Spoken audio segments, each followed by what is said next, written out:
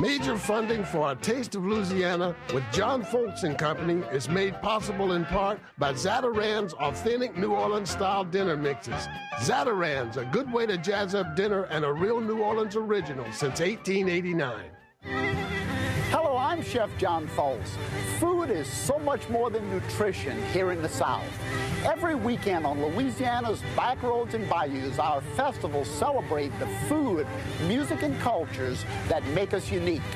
Why not join me as we visit the fairs and festivals of our state and cook up another great Taste of Louisiana?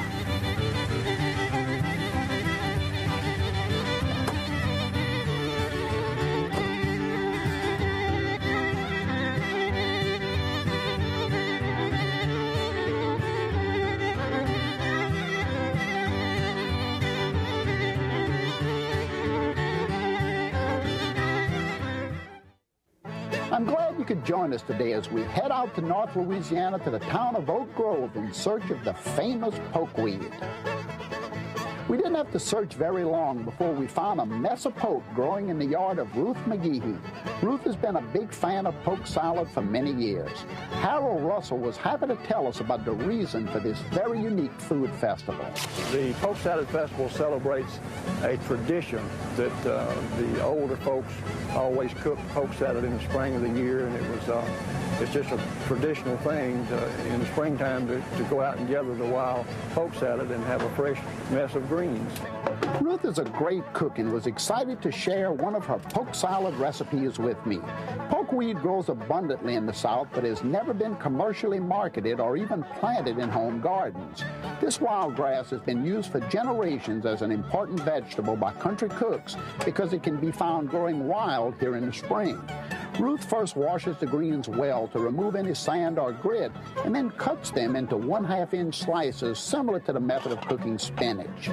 They are boiled with very simple seasonings, and sometimes smoked meats are added to create a wonderful tasting country vegetable. I was so fortunate to observe Ruth preparing her entry for tomorrow's cooking competition. First, she boils the poke salad until tender, and this becomes the secret ingredient for her branded fruit cake. The cake is overfilled with fresh ingredients, including fig preserves, eggs, and chopped pecans. The batter is finished with the pokeweed, and then it's baked until golden brown. She tops the cake with a simple icing, and she's ready for the competition. The Poke Salad Cook-Off is one of the most exciting events at the festival. The rules for this competition are simple. One must submit a printed recipe and finished dish for tasting, and of course the main ingredient in every dish must be pokeweed. Over 35 dishes were presented for judging. I can truly say that I'm happy at not being asked to be a judge with this many great tasting items. The judges, in fact, were local experts with great knowledge of poke salad and included State Representative Charles McDonald, Mayor James Dumas, and Ben Marshall from nearby Monroe. The dishes range from poke salad casserole to snacks and dips, and every kind of dessert imaginable. The doors were then open for the public to come in and give their opinion of this year's favorite. I personally found 2 or 3 dishes that I was sure could tie for first place, but somebody has to win. The grand champion for this year's event was shrimp and poke salad egg rolls, and that was one of my favorites too.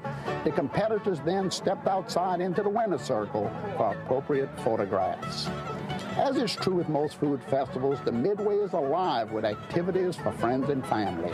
There is everything from horseback riding to visiting with neighbors and, of course, enjoying the variety of foods and crafts. If you're up to searching out one of the most unique food festivals in all of America, why not join me this spring at the Poke Salot Festival?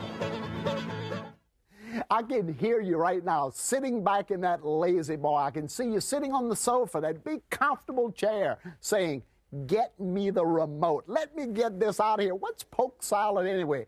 Don't dare to, don't make me come in there. Don't make me come over there and grab that remote out of your hand. This is going to be a great show. Poke salad. Everybody in the world, I should say America at least, knew of poke salad after Tony Joe White's great song, Poke Salot Annie that came out, and everybody was singing it in all the towns of this country, and I think people started to search it out right then. But what a wonderful vegetable. In fact, Hugh Gibbons, in his great book, Stalking the Wild Asparagus, gave this great story about how poke salad was probably the best known and most widely used wild vegetable in all of the world, because not only is it found growing all over the United States, but also in other countries as well. And the South has always had a fascination for greens, collards and mustard and spinach and of course poke, because it was growing wild and you could just go out and grab a handful and bring it in. But don't think only the South. This entire country, imagine our forefathers crossing the mountains, going west, and having a refrigerator, a freezer with them. Didn't happen, right? So we had to pick things up as we went mile after mile, just using the swamp floor or the outdoors as our pantry.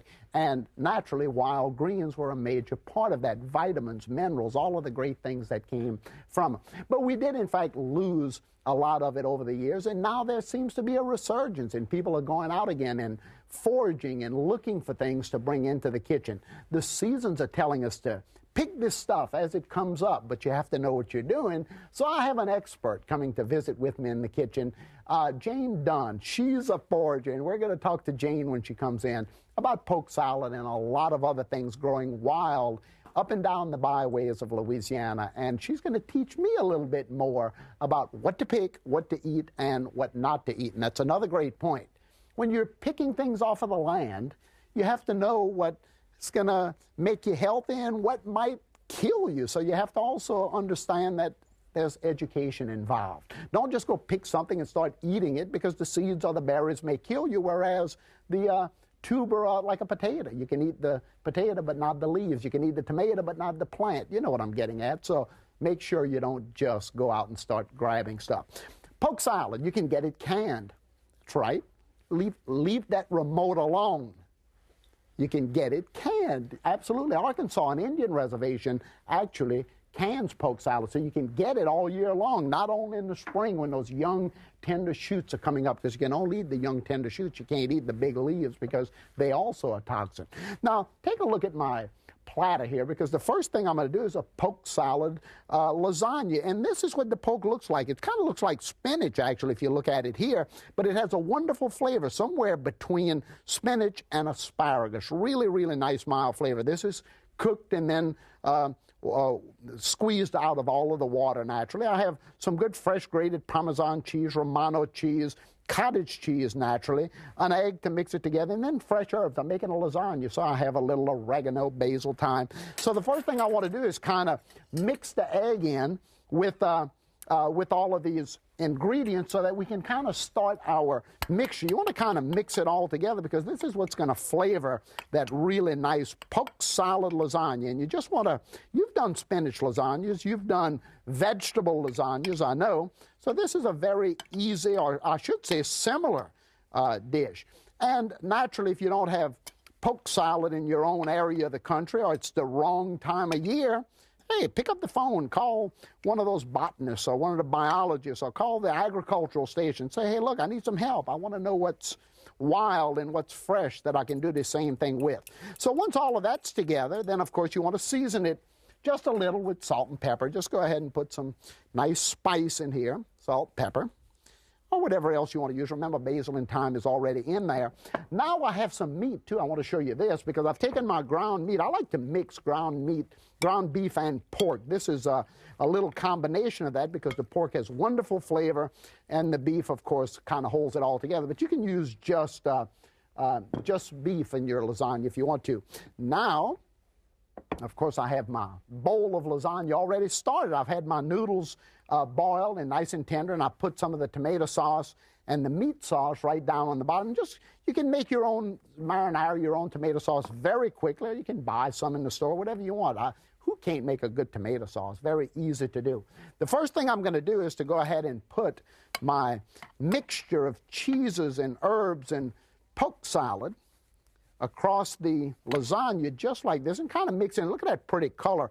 Imagine the reds and greens, how nice they're going to look in here, because obviously with that bright red sauce and then the green poke salad with the cheeses, you're going to have a wonderful, wonderful look in addition to great flavor. And again, this is kind of an asparagus spinach taste, so you can imagine how wonderful that's going to be. Boy, I tell you, when Jane comes out, we're going to have to maybe taste this. I'm going to put a little meat on top of it. Just go ahead and spread some of that meat out like that. Look how, see how I've mixed the tomato sauce or the marinara or spaghetti sauce, whatever you want to call it, in with the meat after it was cooked, because it keeps it nice and moist, and of course it's going to add a lot of that wonderful flavor right down into that Poke Salot lasagna. Boy, I tell you, that even sounds interesting. Now, once that's in, of course, I want to put a little more seasoning in this. I seasoned the meat as I was cooking it, but I like a little spice. I'm going to put a little more on top of that. And then, of course, the rest of my lasagna noodles. And, of course, you just cook them for a couple of minutes and kind of put that on like that. Remember, the tomato sauce in the meat, as it starts to simmer and boil in the oven, it's going to really release those juices, and you're going to have a really nice tomato flavor. Of course, I'm going to add a little bit more of the tomato sauce, the rich tomato sauce, right on top like this. And then come back and cover it with mozzarella. Come back and cover it with one of your favorite cheeses, and put a few more herbs on it if you want. That's okay, too. Put it in the oven about, let's say 350 degrees for about an hour. And I want to show you what this is going to look like, because it's really, really a wonderful dish, and it bakes up quickly. It's a family dish, because, boy, you can definitely serve the whole family with that lasagna. Take a look at that, how nice it is. Really a beautiful dish, and a dish that is hearty, and the poke salad gives it a whole different taste and look. Hey, that's it right there. Poke salad lasagna from the Poke Salot Festival. Really nice. Okay, and my next dish for you, I have a great dish that also incorporates poke salad, and it's a dish that I tried once I opened that can, by the way, because I want to taste a canned poke salad. It was wonderful, and I had an idea to do a cornbread with it, because cornbread is so synonymous with southern greens. You cook a pot of greens, you sop up the pot liquor with the cornbread, so it just made natural sense to do it that way. So I have the ingredients of my poke salad cornbread. Take a look at this. I have a platter here with not only the poke salad, again, that came out of the can if you had the fresh. So much better to cook them down, but I have that. Two different cornmeals, the white and the golden cornmeal, and either one are good, but I like to use the yellow. Of course, I have to put an egg in it. I always put whole kernel corn in my cornbread, as well as some little red peppers for spice. And then I cut my cornmeal with flour. So I have a bowl here already filled with my nice cornmeal, a yellow cornmeal. I'm going to add into that, of course, my egg, and kind of break that up a little bit. And I'm going to add all of my dry ingredients. I'm going to add my corn down in there, my corn and my spicy little peppers, of course, my flour, and put a little bit of that. That kind of makes the texture a little bit different. Then my poke salad, of course, put as much or as little as you want. You don't want to turn this green. And then I have to put my milk, about 1.5 cups of cream. I also have a little, naturally, I have a little bit of baking powder. You can put a little sugar in here if you want to. Get creative. It doesn't, just get that batter nice and smooth. And then go ahead and whisk that around, whip it in. As I said, you definitely don't want to have a green cornbread. So you want to put just enough poke salad to make sure that this cornbread has a nice look to it, but not green color. That would be kind of weird to have green cornbread on the table. Now, once it's done, I have a skillet that has a little shortening in it on the stove. And the skillet, of course, is kind of about 325 degrees, I think. I'm going to kick that fire up just a little bit, and then I'm going to take the cornbread mixture and pour it right down into the skillet. Let me kind of push that down in there. Listen to that sizzle. And you just want to smooth this around in the skillet. Just kind of press it in there like this. Just kind of get it all around the edges. Of course, the bottom will be so nice and gratineed, so to speak. Look how pretty that is. And naturally, this is going to go into a 400-degree oven for just about 35, 40 minutes until you get a really nice look. And let me show you what it looks like when it's done over here. I have a platter of that cornbread all lined up here for you. If you can see, nice platter full of the, and look at those little specks of green coming right out of the side. Really Beautiful, beautiful cornbread. What other dishes associated with the Poke Salot Festival? Well, right here, look at this, my lazy day cobbler. I just take a little batter, a little flour, sugar, baking powder, throw it in the bottom of the pot, and then I put my blueberries on top of it. Hey, maybe you should throw some poke salad in there. And look at my fig cake right next to it. Beautiful country dishes. Really, really nice, the fig cake. And those two things are what I would like to serve if I had a poke salad lasagna sitting on the table. They really go well. Now, I told you about my good buddy, my forager, Jane Dunn. Somebody told me she was called the Miss Eula Gibbons of Prairieville, Louisiana. Here you are. How you doing? Nice to see you. I love that hat. Me too. Isn't that beautiful? What do you have here? Look at here. Is that right about the Miss Eula Gibbons? They call me Miss Eula. Right. What do you have here? Well, yesterday when they called and said, please find something in the yard or around the fields to bring, it was about to rain, but I said, for John, I'm doing this. Hey, and I'll tell you what, don't think I don't appreciate it. What is this beautiful plant? This plant is purslane. It's one that grows very well during the summertime and is used all over the world. Everybody has this. Everybody has that. Oh, I know what this is. I use it in salads. It's a little ground cherry, huh? Then there's the ground cherry that is so prized in Hawaii for jams and jellies and makes a marvelous out-of-hand fruit. And if you can get enough of it to make into a pie, better. And that's sow thistle, which is, I'm thinking of putting that in my next lasagna. Boy, this sow thistle, huh? Sow, S-O-W, sow thistle, like pig in a poke. Right.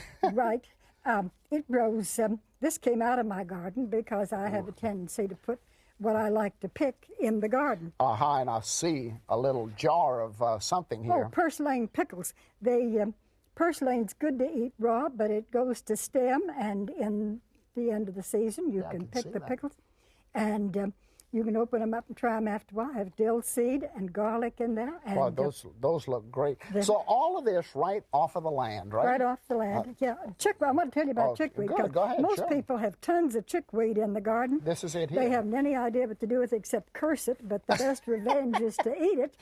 So that can be brought in and either eaten in raw or in salads. Well, like in salads, you just throw it right in salads. Boy, this grows in everybody's garden. They're always trying to pick it, huh? That's, yeah, you want to pull it up. Don't do that. Great. Well, good. Well, thanks so much for bringing all of that, and I have to have that hat. Only if you give it back. I have to have it. I don't know if I'll give it back or not. Let me see. How do I look here? Superior. Don't touch that remote. I told you that already. Don't touch it. I have to have that hat. Look, I don't know if I'm going to give it back to you. Like it.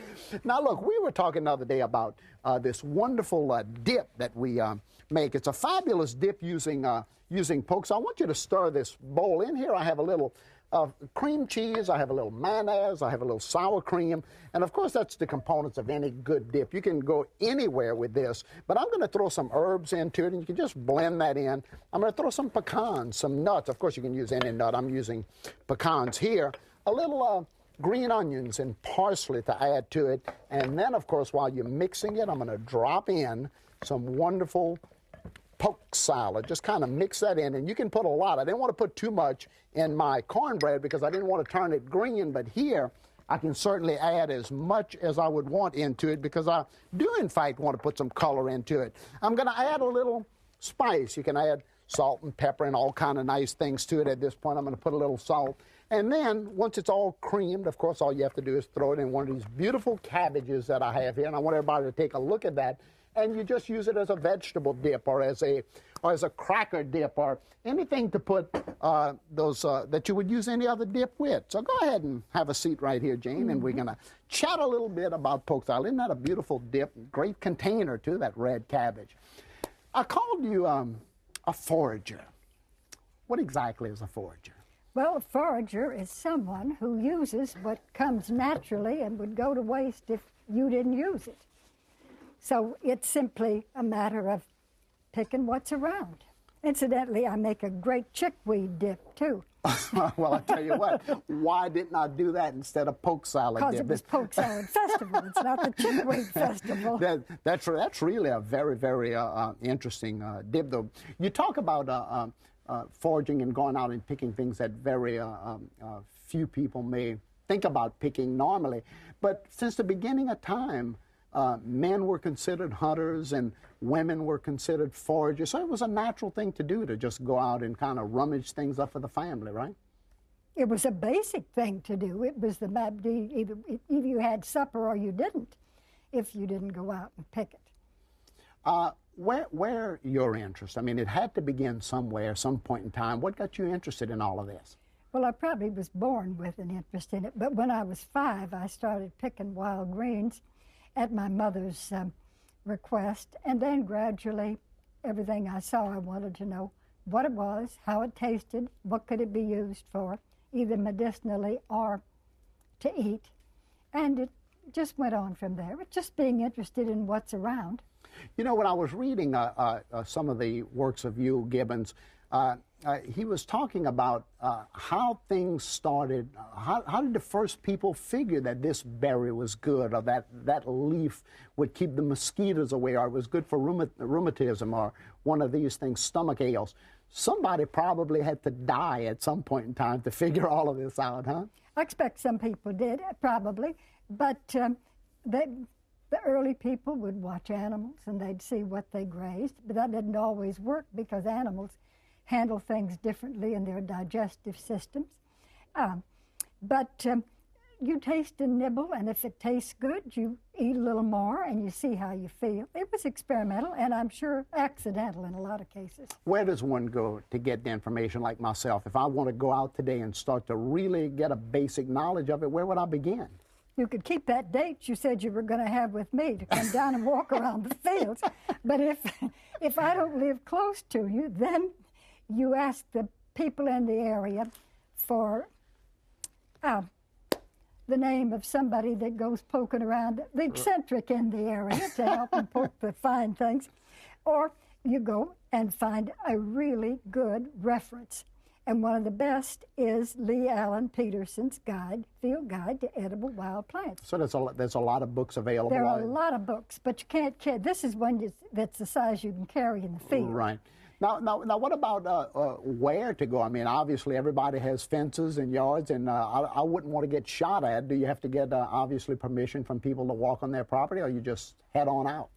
Well, yes, you do get permission because people are very edgy if they see someone walking around in your property, although they're usually delighted if you go and pick what they call grass. Right. Of course, what I don't ever do is pull the whole thing up because I don't really weed, I just leave it there to grow so I can come back. Now we talked about, I talked about toxins earlier, I talked about accidentally poisoning, but that really has to be a concern of anybody wanting to go out and rummage through the fields and forage, huh?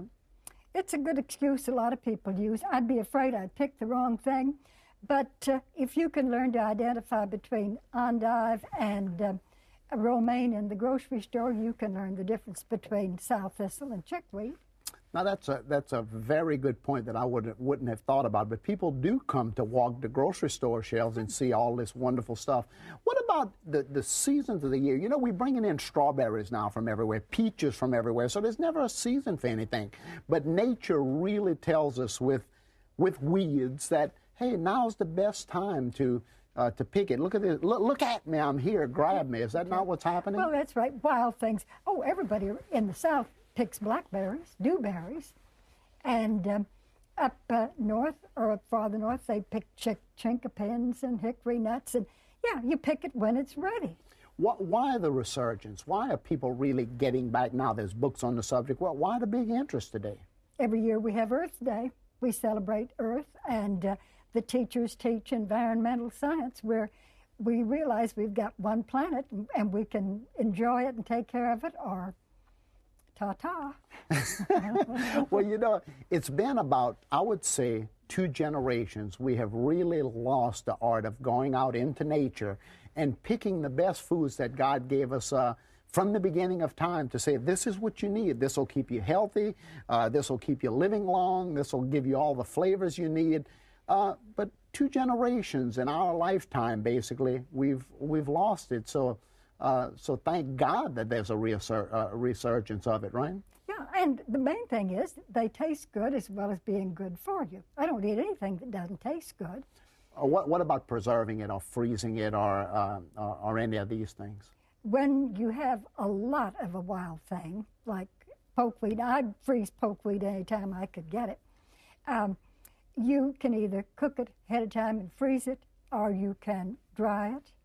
You can preserve it with, pickle it. Or just buy a good can of it, huh, if you can't find it. Absolutely. Jane, thanks so much for coming to share all of those wonderful thoughts with us. And I will come out in the field and walk around with you and see if we can find some of those good things for the restaurant. And thank all of you for coming and visiting the fairs and festivals with me, and come back right here into this kitchen as we cook up more great Taste of Louisiana. We're going to go ahead and try some of this. That way. And take one of those. That's